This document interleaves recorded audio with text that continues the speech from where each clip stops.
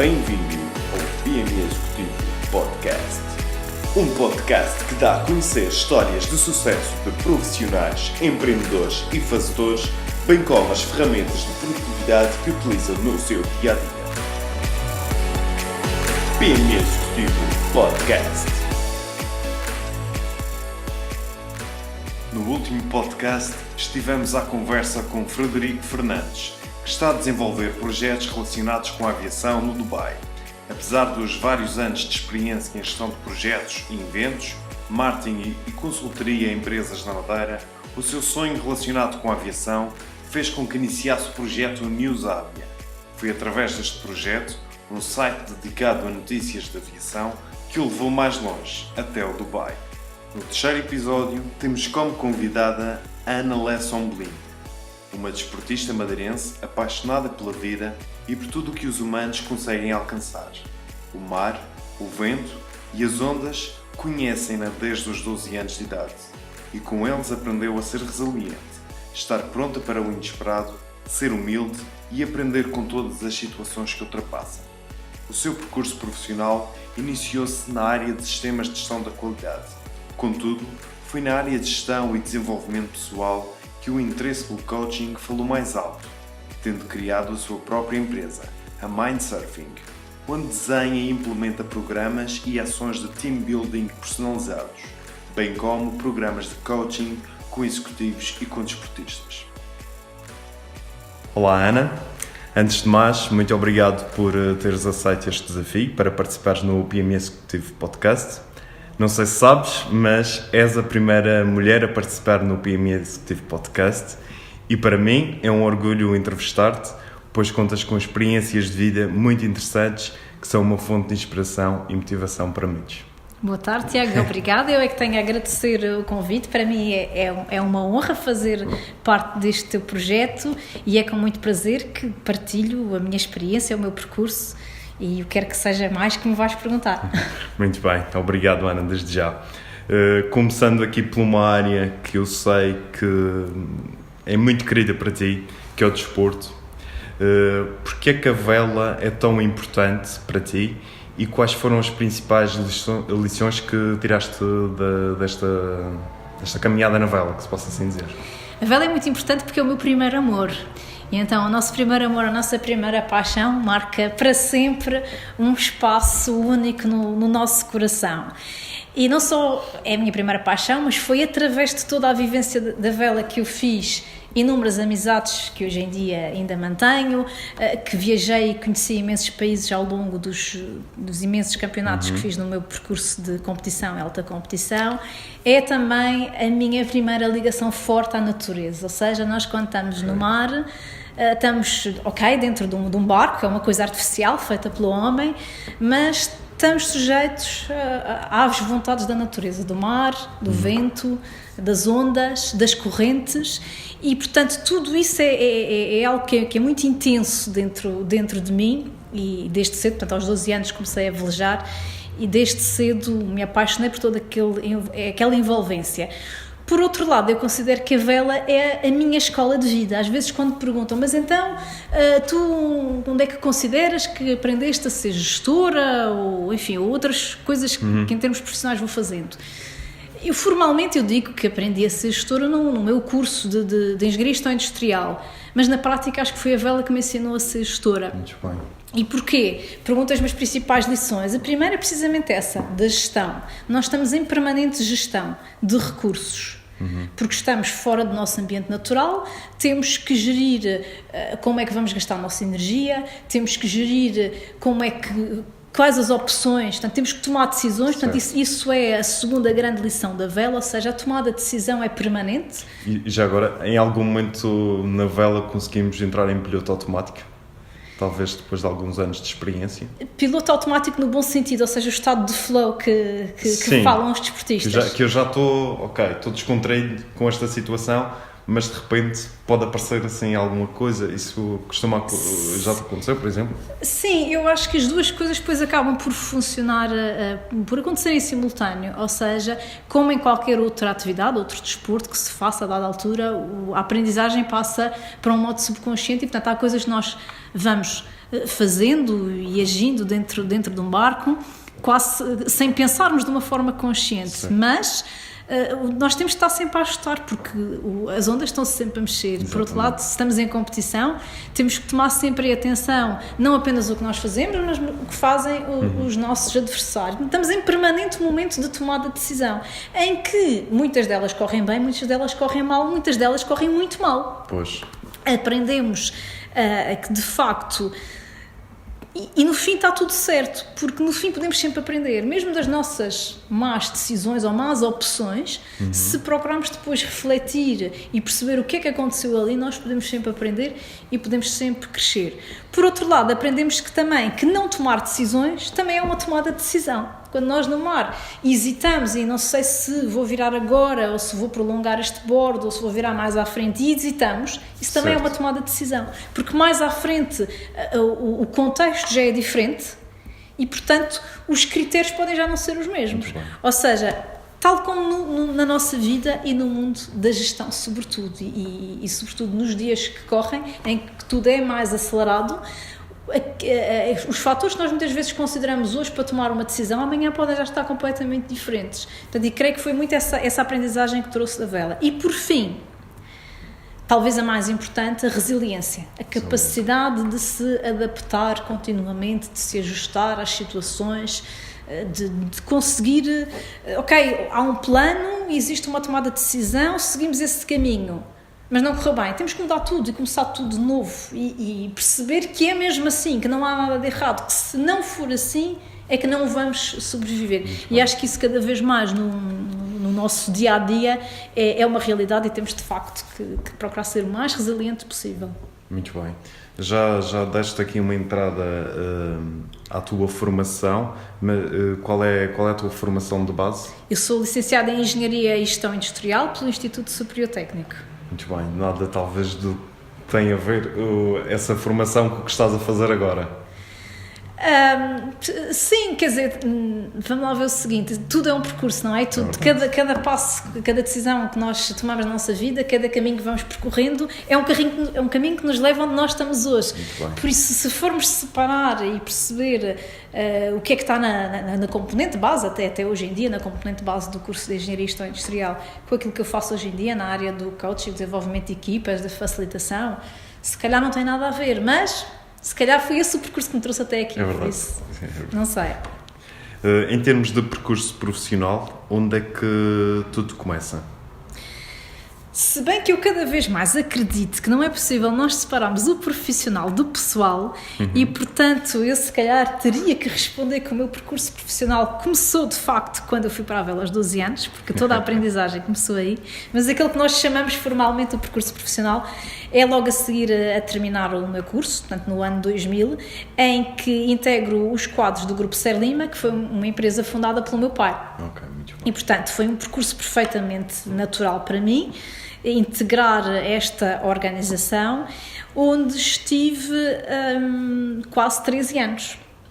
Muito bem. E portanto, o que é que fiz por aqui? Comecei por fazer todo o percurso da gestão da qualidade, implementação da gestão por processos, todo o sistema de auditorias, indicadores de gestão, enfim, tudo o que envolve a sistematização de um sistema de gestão. Quando escolhes o teu curso, por exemplo, ali no final do 12º, já tinhas em mente o que vinha para a frente? Tinhas alguma ideia? Sim, precisamente, por isso é que fazes-me essa pergunta e faz-me recordar que eu aos 12 anos já sabia que queria ter a gestão para ir trabalhar na empresa com o meu pai.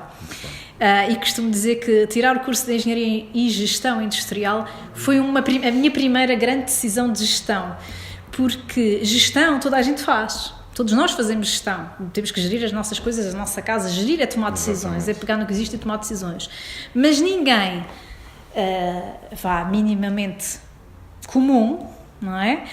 Vai pegar num livro de engenharia de materiais e ler à noite antes de ir para a cama, ou um livro técnico de química e aprender qualquer coisa de química enquanto os filhos dormem a sesta. Portanto, eu achei que para poder adicionar algo de valor ao meu currículo, eu aprendi algo mais na área das engenharias enquanto fazia a minha formação superior, e isso iria me enriquecer no futuro, ou então não iria fazer. Então, em vez de ingressar num curso de gestão, apenas. Optei pela engenharia e gestão industrial e sempre me trouxe alguma capacidade adicional de conseguir compreender e conversar com algumas áreas técnicas. Foi sem dúvida importante. Como é que vens parar a área do desenvolvimento pessoal? A área do desenvolvimento pessoal, eu chego aqui precisamente pelo meu lado pessoal, ou seja, eu começo a ser cliente de coaching em 2009. E foi muito interessante porque procurei fazer esse programa para resolver algum desafio pessoal que tinha em mãos por essa altura, coisa que resolvi muito rapidamente e aproveitei o resto do programa para desenvolver a minha parte profissional. Okay. A minha parte enquanto gestora e enquanto líder da equipa de direção que tinha a minha responsabilidade. E foi muito interessante perceber as transformações que consegui fazer em mim e que depois rapidamente quis levar para a minha equipa. Foi então, portanto, isto foi 2009. Em 2011 surge cá na Madeira, pela mão da ProInov, na altura com a doutora Rita Andrade, que me telefona a dizer, olha, venho cá trazer este formador e vamos fazer um practitioner em PNL. E eu disse logo, Rita, conta comigo, estou interessadíssima, quero fazer. Pronto, fiz a minha inscrição para o curso de PNL, 2 semanas depois, liga-me novamente e diz assim, olha, se tu fizeres também a certificação em coaching, tens aqui um desconto e fazes os 2 cursos, o que é que tu achas? E eu, está bem, pode ser. Portanto, foi assim, eu já era cliente de coaching, nunca me teria ocorrido passar para o outro lado de lá, não é? Portanto, para ser eu coach, mas foi quase como que para aceder a um pedido de uma amiga e disse, está bem, eu faço o curso, tudo bem, não posso fazê-lo. E depois, nesse curso, nós tínhamos que enviar uma série de sessões e enviar os relatórios para o formador por forma a concluir a certificação em coaching, e foi muito interessante porque nessas primeiras sessões os meus quase clientes, as pessoas amigas a quem eu pedi para fazerem de clientes e me trazerem algo que quisessem trabalhar, tiveram transformações fantásticas. E eu pensei assim, eu nem sei bem o que estou fazendo, ainda estou aqui a tentar, a brincar aqui aos coaches, não é? Tentar perceber o que é isto, e as pessoas já conseguem fazer estas transformações. Imagine se eu soubesse de facto o que é que estava a fazer. Então esse foi o desafio que depois lancei a mim mesma, e que foi, vamos lá investir um pouco mais nesta área e perceber de facto de que forma é que eu consigo contribuir e ajudar para outras pessoas também conhecerem uma outra parte de si e avançarem e conquistar os seus objetivos, porque o coaching trata-se de conquistar objetivos, de conquistar metas, não é? Portanto, então foi interessante porque comecei a levar para a organização uma série de programas e de práticas de coaching e desenvolvimento pessoal para toda a equipa, e começámos imediatamente a sentir também umas transformações muito engraçadas dentro da organização. No onde estava, no grupo Serra Lima na altura. E foi muito, muito engraçado. Depois foi um passo, e porque isto de trabalharmos com família tem o seu lado muito desafiante, e portanto houve uma altura que começaram a haver ali alguns conflitos dentro da organização que começaram a passar para o foro familiar, e eu disse, não, esta é a hora de tomar aqui uma decisão. Então foi quando decidi sair e avançar para o meu projeto atual. Muito bem, que até já vamos dar aqui de encontro à próxima questão, que era quando é que decides deixar tudo e prosseguir com o teu projeto da Mindsurfing? Depois da Mindsurfing, portanto, isto foi no final de 2012. Eu comecei, fiz estas certificações em PNL e coaching em 2011. Depois, cerca de um ano e meio depois, foi então quando saí do grupo Serra Lima e avancei com a Mindsurfing. Em 2012? 2012. Final de 2012. Foi então assim um momento talvez difícil por vezes de decisão, ou já era natural que esse seria o caminho?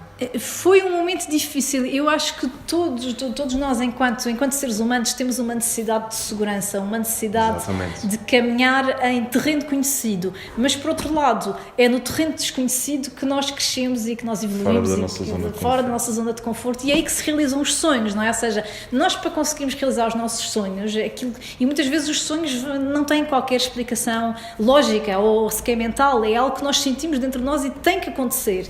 E eu, na altura, sentia, não, eu tenho mesmo que dar este passo, Se me custou, se senti medo, claro que sim, senti imenso medo, mas também já aprendi que o medo está lá para nos proteger. Portanto, a gente só tem que dar as mãos ao medo e deixar seguir. Muito bem. Em termos daqui da Mindsurfing, para quem não conhece esta empresa, este projeto, o que é que faz, o que é que desenvolves na Mindsurfing?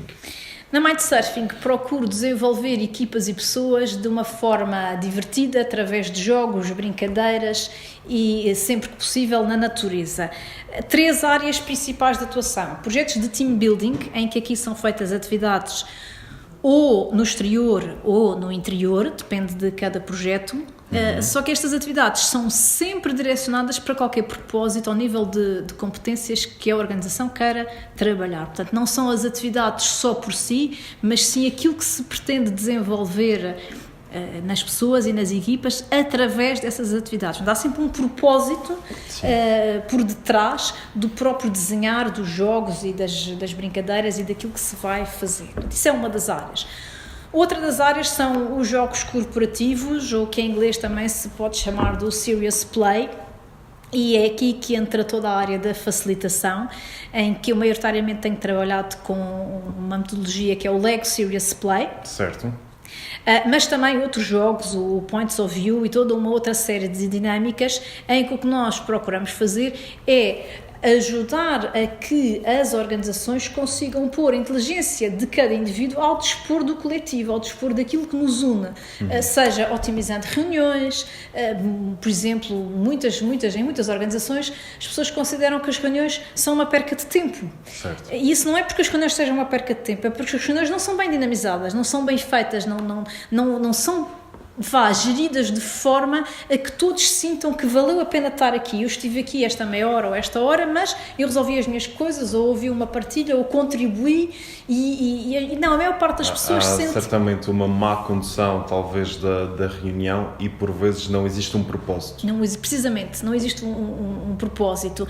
E acontece outra coisa na maior parte das organizações, e que é, numa reunião, maioritariamente há 1 ou 2 pessoas que falam. As outras 3 ou 4 ou 5 ou 10 ou 15 estão ali caladas esperemos ouvir, porque na maior parte das vezes não estão sequer a ouvir, estão com a sua mente noutro sítio qualquer. E se tivermos, por exemplo, acesso aos nossos equipamentos móveis, então... Precisamente, ainda mais. E, portanto, aqui a facilitação, portanto, os jogos corporativos, seja para facilitação de reuniões, de dinâmicas de reflexão, de estratégia, definição de novos objetivos, estratégia para o ano seguinte, reorganização de processos, enfim, na prática, onde houver pessoas, grupos de pessoas a trabalhar, há um potencial trabalho também de facilitação. Fazes aqui, por exemplo, trabalhos imaginemos, uma criação de uma solução para uma empresa que tem um desafio, um problema, e através do processo de brainstorming? Sim, o que eu faço é a dinamização do processo de brainstorming, ou seja, a facilitação, seja através do Lego Serious Play, seja através de outras dinâmicas, outras abordagens. O que o facilitador pretende é criar o ambiente, o contexto, para que os participantes na reunião melhor consigam dar apoios, melhor consigam encontrar soluções, melhor consigam partilhar e construir as suas ideias, isto porque a criatividade constrói-se em cima de criatividade, para que de facto essa ideia comum seja o mais eficaz possível em termos de tempo, de recursos, etc. Portanto, criando um ambiente próprio para que de facto as pessoas consigam interagir e co-criar. Exatamente. Eu, por exemplo, tive a oportunidade uma vez de testar um processo de brainstorming, não sei se conheces, que é o Design Thinking. Sim. Uma metodologia engraçada. E o que eu reparo por vezes nos processos de brainstorming é que, se for para todos falar, é mais complicado e haverá algumas pessoas que vão liderar, de certa forma, o processo. E se utilizarmos, por exemplo, post-its, será muito mais fácil de cada um dar o seu contributo, porque não vai estar a ser julgado precisamente pela sua ideia que estará a anunciar. Precisamente.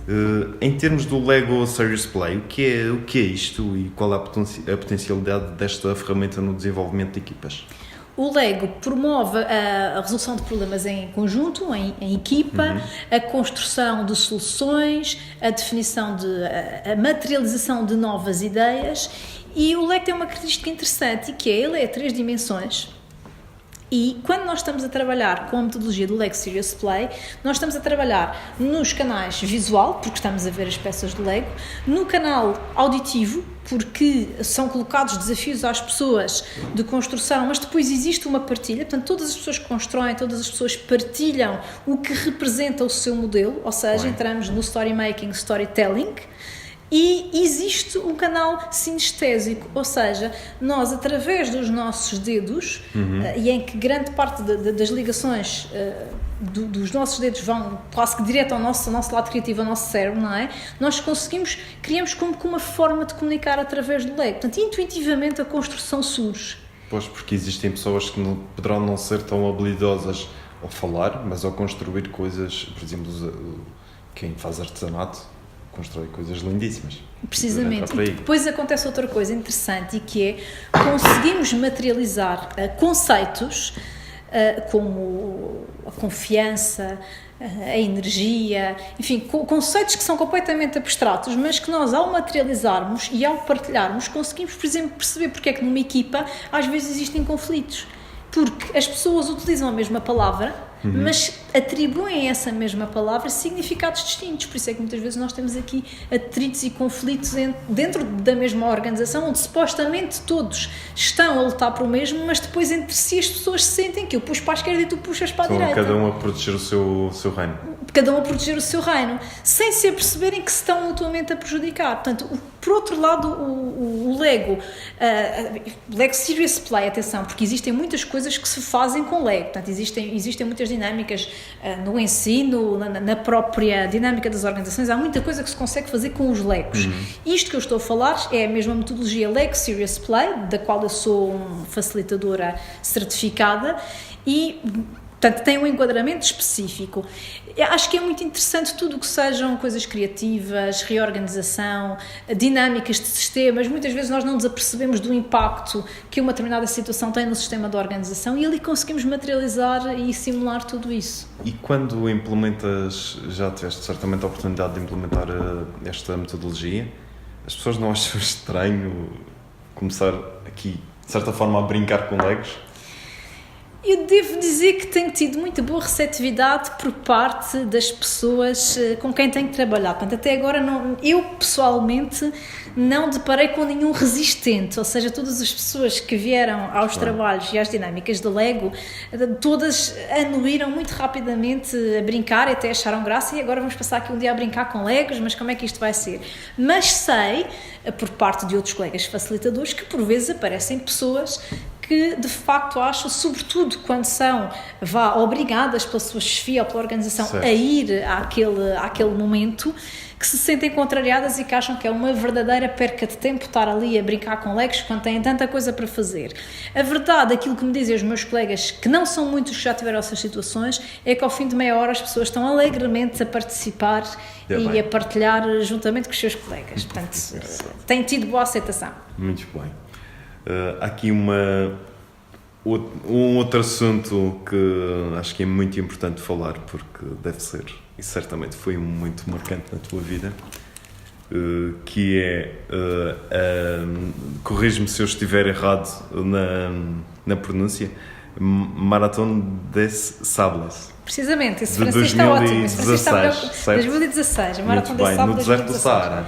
Verdade, é interessante estarmos a fazer este podcast hoje, porque de facto a Maratón des Sables está agora a acontecer. Portanto, hoje é o segundo dia da Maratón des Sables, da edição deste ano 2018, e esta é uma prova de corrida no deserto em autossuficiência, em que as pessoas têm que percorrer cerca de 250 a 260 km em autonomia total. O que é que isto quer dizer? Quer dizer que levam na mochila a roupa e a comida para uma semana. A organização disponibiliza água, apoio médico e segurança, portanto, logística de tendas, entre aspas, porque não são mais do que as típicas tendas dos tuaregs, e que são uns paus com umas lonas por cima, portanto, literalmente nós dormimos no chão, não é? E foi Mas é comida para uma semana? Comida para uma semana. Não há nada nos postos de... Não, há água só. Não há postos de abastecimento, talvez. Não há postos de abastecimento de água. A comida nós levamos é à base de frutos secos, de comida liofilizada e de comer muito pouco. Portanto, porque para nós levarmos pouco peso nas costas, há que haver aí uma gestão interessante. Esta prova para mim foi também um marco, já tínhamos falado isto anteriormente, foi um marco assim no meu percurso, porque isto foi um desafio a que eu me propus em 2012. Então tinha um colega, na altura tinha começado a fazer aqui na Madeira as corridas de trail e ele estava a contar as suas aventuras aqui pela Serra e eu disse assim, eu já ouvi falar desta prova, esta Maratona de Sado, e gostava de a fazer. E ele diz-me assim, tu és maluco, isso é muito difícil, isso às vezes as pessoas morrem, essa prova é muito dura, tu não consegues. E aquele tu não consegues criou aqui um clique qualquer dentro de mim e eu disse, eu vou participar. Muito bem. E então foram 4 anos a me preparar para esta prova, até porque eu não corria, portanto já tinha feito alguma corrida de condicionamento físico enquanto preparação e complemento do meu desporto na vela, mas não gostava de correr, quer dizer, eu ia correr a propósito de quê? Só se viesse algum cão atrás de mim, não é? Tinha assim nenhuma razão para correr. Mas não... Como é que se prepara assim tanto tempo? Para uma maratona destas? Sim, foi tanto tempo porque eu comecei a correr, portanto, e hoje em dia adoro correr. Sim. E sou fã de correr aqui pelas nossas serras magníficas e considero que adquiri também esse desporto. Foram ali os primeiros 2 anos para de facto aprender a correr, perceber o que é isso de correr, de correr 6 km, se calhar tinha sido o máximo que eu tinha corrido até então, o que é isso de correr 10, de correr 20, de correr 40, e portanto foram ali 2 anos e pouco até aprender a correr, E depois chegou um ponto que eu disse, eu já sei correr, eu até já faço aqui uns trails na Madeira, até já faço umas distâncias assim maiores, mas eu não faço ideia o que é isto de me preparar para o deserto. Isto é outro campeonato, é outra coisa diferente. Então acabou por ser mais cerca de 1 ano e meio, foi desde o fim de 2014 até 2016, por esta altura, que então aí fui buscar mesmo um treinador, um inglês, que é o Rory Coleman, e que este ano está a participar pela 15ª vez na Maratona de Sado, e que foi com a ajuda dele que eu me preparei fisicamente e depois toda a parte do equipamento, etc. Mas foi um processo muito interessante, porque pelo meio tive um processo de esgotamento físico, o tão afamado burnout físico, não é? O overtraining, que me obrigou a parar, isto já no ano anterior, portanto já cerca de 10 meses antes. Ou seja, não foi só uma ideia que ficou ali a amadurecer na tua mente, foi mesmo, eu vou fazer isto e vou trabalhar, talvez não digo numa base diária, quem sabe, mas numa base semanal, mensal, para chegar lá. Sim, é como te disse, os 2 primeiros anos foi aprender a correr, foi quase tipo, eu vou fazer isto, mas para fazer isto primeiro tenho que aprender a correr, que eu nunca corri mais do que 6 km, portanto, e comecei aos poucos a fazer algum treino de corrida e condicionamento e avancei por aí pelas corridas do trail. Depois a preparação para o deserto foi interessante, porque quando tenho o momento do burnout físico, em que o meu treinador me dizia, eu preciso de cerca de 12 meses para te preparar, 12, 14 meses para te preparar. Nós tínhamos esse tempo, no início, mas de repente eu tenho um burnout físico em que não consigo correr, praticamente não conseguia estar à frente do computador porque não aguentava, a minha cabeça não conseguia, ficava cheia de dores de cabeça, não conseguia concentrar, não conseguia dormir. E efetivamente foi a primeira vez na minha vida que me senti presa dentro de mim mesma. E é uma sensação muito estranha, nunca tinha tido problemas de dormir, nem de espécie alguma. Portanto, foi interessante e foi a minha primeira aprendizagem, que é preciso aprender a ouvir os sinais e a respeitá-los, os sinais do nosso próprio organismo. Se soubermos respeitar estes sinais e trabalharmos com eles, tudo vai correr bem. O que é que aconteceu? Eu comecei a treinar de forma muito mais intensiva, mas não ajustei o resto da minha vida, não ajustei mais horas de sono, não ajustei numa alimentação adequada. Portanto, assim que o treino começou de forma intensiva, 1 mês depois estava num processo de burnout. Demorei cerca de 2 meses a recuperar e depois gradualmente voltei ao treino. Aprendi a lidar com o medo e isso foi, portanto, é algo que eu partilho. Eu tenho o TEDx Funchal, tive a oportunidade de partilhar lá a minha aventura no deserto. e que foi a gestão do medo que surgiu não só na prova, mas surgiu também na preparação. Havia algo em mim que não acreditava que fosse possível fazer aquilo, mas era de tal forma intenso que eu não sentia com medo. O meu treinador é que me disse, não, portanto, isto depois do burnout, havia uma prova de 40 km em Santana ou no Porto da Cruz, e eu inscrevi-me, e ele disse, não, vai fazer essa prova, vais ver que vais superar a distância dos 40 e vai correr tudo bem. Uma semana. Ultrapassar uma barreira mental. Ultrapassar uma barreira mental, claramente. Uma semana antes dessa prova, eu volto a ter todos os sintomas do burnout. Sentia a cabeça como se a cabeça fosse assim também de uma melancia, não conseguia dormir outra vez, e tanto que eu telefonei ao meu treinador e disse, olha, os sintomas voltaram, se calhar eu tenho de descansar mais um mês, o que é que tu achas? Ele diz, não, tu estás aí com medo, tens que ir fazer a prova. E eu disse, não, Rory, eu não tenho medo, quer dizer, eu se tivesse medo eu sentia, sabia dizer-te que estaria com medo, eu não sinto medo. Ele, tens medo, tu não sabes, mas tu tens medo. E eu decidi confiar nele, disse, bom, já que o escolhi para treinador, agora vou seguir as suas indicações. Então foi muito interessante, porque eu já tinha feito o reconhecimento do percurso em várias etapas, e eu sabia que se chegasse a meio do percurso, que chegasse ao pouso, que o resto conseguia fazê-lo. Mas a primeira metade, os primeiros 21, 22 quilómetros, foram tão cansativos, não pelo físico, mas pelo meu pensamento. Eu tinha que constantemente estar a lutar com a minha mente para conseguir relaxá-la, porque eu estava sempre a pensar, e será que consigo, e será que chego lá, e será que consigo, e será que chego lá? E isso é super exaustivo. A segunda metade, porque eu sabia que quando chegasse àquele posto no pouso, que o resto conseguia fazer, foi muito mais fácil do que a primeira, apesar de ter terminado com os joelhos a doer, com os pés a doer e super cansada.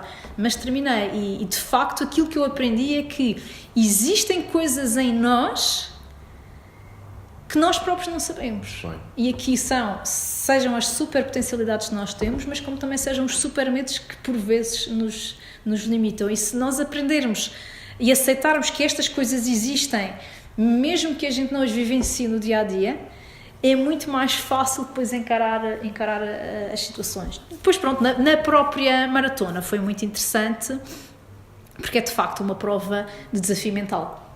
Mais do que físico, claro que o físico tem que estar preparado, mas é muito desafio mental, porque o calor afeta-nos imenso. O não ter comida em condição, o não dormir em condição, o não tomar banho, porque nós não temos.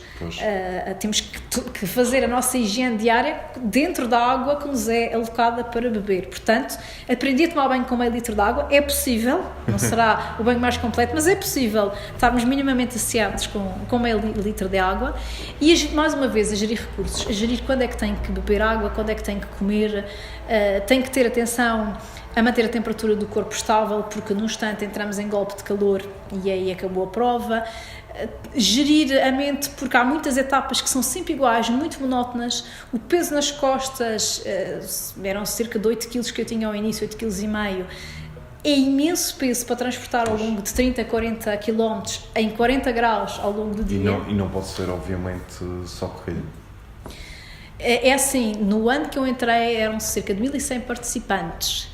Os 200 primeiros correm bastante, aliás, há ali atletas que são atletas profissionais. Os restantes 800 ou 900 andam a maior parte do tempo, porque de facto não se consegue correr. O calor afeta-nos bastante. Mas foi uma aprendizagem grande e, sem dúvida, mais uma vez, trago muitas coisas para a gestão, claro, e para o que se consegue fazer no dia-a-dia, para a autossuperação, enfim, foi um desafio muito engraçado. Consideras que existe uma Ana antes e uma Ana depois desta ultramaratona? Sim, sem dúvida. Acho que foi um colocar de muitas coisas no sítio e uma espécie de renascer também. Engraçado. Muito bem. Posso dizer-te que sinto que vim de lá com mais força, sem dúvida, com muito mais autoconhecimento, mas sobretudo muito mais humilde. Muito bem. Muito mais humilde. Aprendemos a valorizar outras coisas que são talvez tão básicas na nossa vida, não é?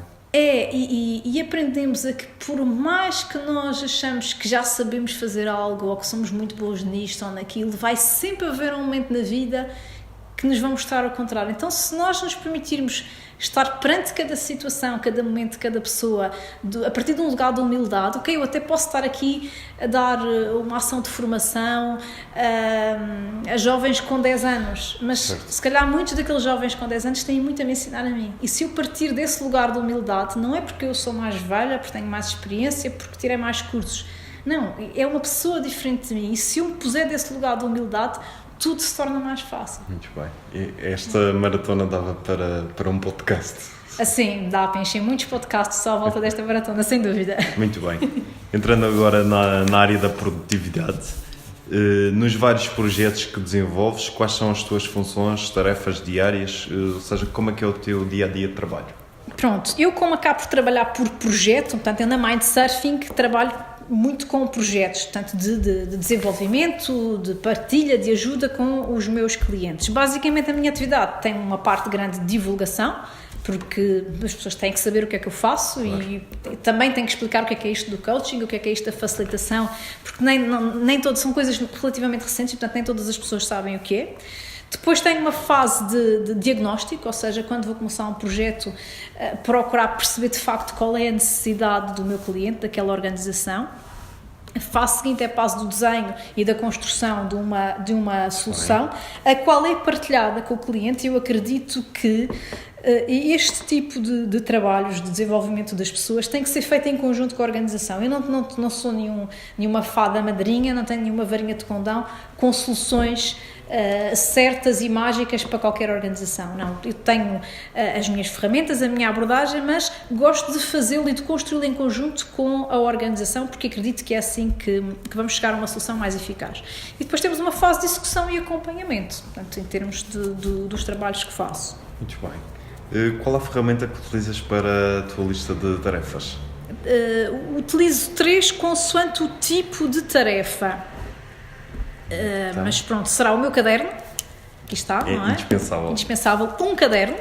Em tempos usava vários cadernos para vários fins, já cheguei à conclusão que só podemos ter um caderno e isto tudo está nesse caderno, sejam projetos pessoais como sejam projetos profissionais, é só um caderno de cada vez.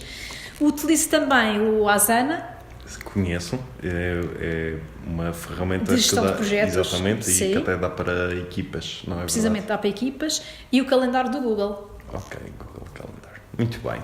E em termos de tomar notas, gostas muito do chamado note-taking em caderno ou, por exemplo, utilizas alguma ferramenta digital? Depende da situação. Utilizo o caderno, por exemplo, se tiver a ter uma reunião com alguém, por exemplo, como estamos aqui hoje, tiro as minhas notas com papel e caneta, claro. Até que acho que é mais educado para com a outra pessoa, nós estarmos aqui no nosso tradicional papel e caneta, não é? Já as notas digitais, uso o Google Keep, também uso o Evernote, mas já utilizei mais o Evernote do que utilizo hoje em dia. Hoje utilizo mais o Google Keep, acaba por ser mais imediato, e aí tudo o que sejam notas de mim para mim, às vezes estou num sítio e vejo qualquer coisa que me interessa, coloco logo lá uma nota e acabam por ser as duas hipóteses. Acabas por gostar muito dos serviços aqui da Google. Sim, o Google na prática é a minha secretária, não é? Muito bem. Em termos de ferramentas de trabalho, qual é o teu PC e smartphone? Mas eu tenho ferramentas muito mais giras do que essas. Eu tenho o PC e o smartphone, claro que sim, mas depois post-its de todas as cores e feitios, legos. Eu tenho muitos mais legos do que os meus filhos todos juntos, portanto, mas por jogos, necessidade ou por necessidade, para o meu trabalho com Lego Serious Play. Os meus filhos, mal eu comecei a trabalhar nesta área, fizeram um negócio comigo, juntaram os seus legos que já não usavam e disseram assim: mamãe, nós oferecemos-te os nossos legos, mas também podemos brincar com os teus. Então fizemos ali um acordo em que todos podem usar os legos. E outro tipo de jogos, utilizo também, por exemplo, muito fita de pintor no meu trabalho. E porquê? Porque a fita cola muitas vezes é demasiado forte e se eu vou pregar a fita cola numa parede de um cliente posso-lhe arrancar a tinta. Já se for a fita de pintor, isto agora já são truques do trabalho da facilitação, não é? Cores, papel, caneta, há uma área que eu vou este ano começar a explorar que é o Sketchnote, ou seja, eu tirar as notas mas em desenho. Muito bem. E portanto acabam, mas as ferramentas mais giras são sem dúvida os legos. Muito bem. Qual é a aplicação que utilizas para gerir o teu e-mail? Qual é que será? Google Mail. Muito bem, muito bem. E o calendário? O calendário, sim, já tínhamos falado. Também tinha aqui uma questão preparada, mas já falaste que era do Asana para projetos. Para quem não conhece esta ferramenta, porque penso que só quem está mais na área de gestão de projetos é que poderá conhecer este tipo de ferramentas. Quais são os principais benefícios do Asana? Portanto, quer o Asana, quer o Trello, também uso o Trello, mas menos. Sim, também Portanto, são ferramentas equivalentes. Basicamente, nós podemos abrir projetos, e eu aqui vou falar, os meus projetos, regra geral, são clientes. Então, vamos supor que eu abro aqui um projeto com o nome da PM Executivo. Certo. E depois tenho uma série de subtarefas ou de subprojetos que posso criar dentro dessa mesma área. É muito intuitivo, porque também é visual, portanto permite fazer o drag and drop ou arrastar de um sítio para o outro. Depois, por outro lado, é uma ferramenta colaborativa, ou seja, alguns projetos partilhados, por exemplo, este ano, ano passado, tem alguma ligação à organização do Mute, e o que existe para gerir o projeto é o Asana, portanto é em cima do Asana que nós colocamos as tarefas e vamos pondo o feedback de como é que as coisas estão. Portanto, é excelente para quando trabalhamos com mais que uma pessoa. Também utilizo uma outra coisa que é o Flock ou o Slack, utilizo os dois. Slack. O Flock e o Slack. Flock não conhecia. É que basicamente, hoje em dia cada vez mais se vai usando, por exemplo, um grupo WhatsApp ou um grupo Messenger, mesmo em contextos profissionais. O que quer o Flock, quer o Slack permitem é que se criem canais, ou seja, por exemplo, dentro de uma organização, podemos ter um canal que é o marketing, ou as novas propostas, ou o cliente A ou o cliente B. E em vez de pormos tudo, portanto, funciona como um chat também, tal como o WhatsApp, mas em vez de pormos tudo junto, fica organizado por temas. E, portanto, mais uma vez, para trabalhar com... É muito mais fácil do que gerir e-mails. Eu acho que sim, eu acho que é mais fácil, eu acho que nós estamos a chegar a um ponto na nossa sociedade que nós estamos fartos de e-mails. Acho que isso é, quando nós olhamos para a nossa caixa de e-mails e de repente temos 70 e-mails em que se calhar destes 70 apenas precisávamos efetivamente de ter recebido 5, nós ficamos cansados, então quase que fugimos, deixamos o e-mail para o computador, não é? Quase que as pessoas já nem querem ver o e-mail no telefone. Ao passo que uma mensagem instantânea, quer dizer, está ali, é mais informal, é mais imediato. Olha, me falaste com o cliente, o que é que ele te disse? Não é preciso escrever aquele formalismo todo do e-mail, portanto é mais imediato. Muito bem. Tens algum tipo de rotina diária ou revisão semanal implementada? Sem dúvida. Eu costumo dizer que todo o tempo que se gasta a preparar a agenda, a preparar o trabalho, é todo o tempo ganho. Portanto, eu trabalho com a agenda não só ao mês como ao trimestre, mas sobretudo à semana é aí que eu acompanho mais. Todos os dias de manhã, quando começo a trabalhar, revejo a minha agenda, revejo as tarefas, reorganizo os tempos, o que é que vai acontecer, o que é que não vai acontecer. Todos os dias, ao fim do dia, faço o fecho, perceber o que é que foi feito, o que é que não foi feito, o que é que tem que ser reajustado para os dias seguintes. E o mais interessante é que eu, por exemplo, hoje irei terminar o meu dia de trabalho revendo o dia de hoje e preparando o dia da manhã. Certo. E muito provavelmente amanhã de manhã, quando chegar, vou olhar novamente para o dia e vou alterar alguma coisa. Em tempos eu pensava que, eu não devo estar a fazer esta coisa da gestão de tempo como deve de ser, quer dizer, eu ontem ao fim do dia preparo a agenda de hoje, chego cá hoje de manhã, não aconteceu nada, altero a agenda de hoje, eu não devo saber fazer isto bem, com certeza isto deve ser um engano, deve haver outra forma de fazer. Hoje em dia eu já penso de forma diferente. É que, enquanto nós vamos embora do trabalho e vamos jantar, conviver ou fazer desporto ou o que for, há uma parte de nós, do nosso subconsciente, que continua a trabalhar. E quando nós dormimos, essa parte continua a trabalhar. Então o que eu hoje acredito é que quando eu acordo amanhã de manhã e vou ajustar a minha agenda, é porque eu estou a fazer um upgrade. É porque há alguma parte de mim que esteve ali a tratar do assunto, e então hoje em dia já não me incomodo nada, faz parte. É assim, eu hoje preparo o dia da manhã, amanhã quando chegar vou ajustá-lo de certeza absoluta. Muito bem, espetacular. Sei que estás aqui sediada no espaço Cowork da Startup Madeira. Quais são as principais vantagens de utilizar um espaço destes? Sem dúvida a partilha, a co-criação e a co-colaboração que se fazem entre pessoas diferentes, de áreas diferentes, com as mais diversas experiências. Depois, por outro lado, a própria Startup Madeira é o melhor senhorio que poderíamos ter. O Carlos Soares Lopes e a sua equipa são super dinâmicos, super acolhedores, tudo o que nós precisamos ou pedimos ou sugerimos, eles procuram, têm sempre em conta, procuram ir ao encontro e, portanto, acho que nós temos aqui não só os coworks, mas todas as empresas incubadas que vão surgindo, criamos aqui um clima quase que de família e de interajuda e isso, sem dúvida, é o que me faz estar aqui já quase há 5 anos. Ainda bem. Agora, numa fase de respostas mais rápidas, o melhor livro que já leste? Essa é uma pergunta muito difícil, porque eu, à medida que vou avançando nos livros, eu acho sempre que os livros mais recentes são os melhores, mas eu estive a refletir um pouco nesta pergunta e acho que talvez o que eu acho que deveria ser um livro de leitura obrigatório, apesar de já se ter alguma antiguidade, são Os 7 Hábitos das Pessoas Altamente Eficazes, do Stephen Covey, e seguidamente O 8º Hábito. Talvez tenha tido muito impacto um livro que li recentemente, há 2 anos, e que é um livro da Jamie Sams, Dancing the Dream. Ok, muito bem. E um dos livros que estás a ler neste momento? Neste momento estou a ler 2 livros, um que recomendo vivamente também, ainda há pouco quando falámos não te falei deste, Reinventing Organizations, do Frédéric Laloux, um francês, e que nos fala dos paradigmas e transformações que estamos a ter agora nas nossas organizações e como conseguir transformá-las e transformar-nos a nós mesmos para as organizações que queremos criar. E o outro que estou a ler é um livro de capoeira, o Galcantu, do mestre Nestor Capoeira. Não gostas só de livros técnicos da área de desenvolvimento ou outras áreas mais técnicas? Gostas sempre de algo diferente? Gosto de algo diferente, também gosto, por exemplo, de alguma banda desenhada, este da capoeira é muito interessante. A capoeira é algo que veio ter à minha vida no ano passado. E que também, sem dúvida, estou a gostar imenso desta prática e é também uma boa metáfora para uma série de coisas que acontecem na nossa vida e nas nossas organizações. Conseguimos sempre tirar lições de livros que não sejam técnicos. Sem dúvida. Muito bem. A tua aplicação favorita?